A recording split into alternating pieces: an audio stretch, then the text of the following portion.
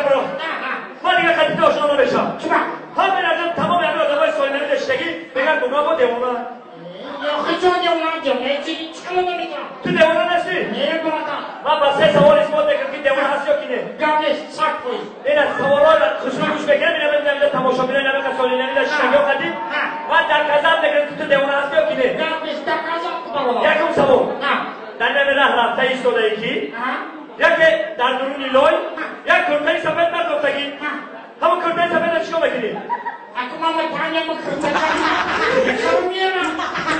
در حقیقت دیوانه یافتی همه باشو بدن چیکار میکنم؟ یک شما کنه گیرم همون کرتای را در درونی لای بردارم داری پکه در بار میکنم ببرم خونم سترن ماشینه خطی بشون و تو کش میکنم ببشون تو میگه بده نمیتون بود تو کشتاش نمیده بلکل انا در همین راه رفته ایستاده یکی یک پسر خوشروگه خانمی زیبا در همون راه ایستادگی چیکار میکنه؟ چیکار میکنه؟ دیوانه شد یک شوکه میگیرم دخترکه میمرم در درمی پاکت میندازم میبرم میشونی تو کش میکنم میپسم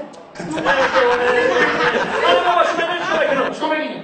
اول همون دفتر که چشمکی میکنم دیلک شمی و همه برای شدیم خیلی سالینمی ها تماشا من برای پردوشگه کرده که داشتن هفته سایتی میگی که من میگم ینگر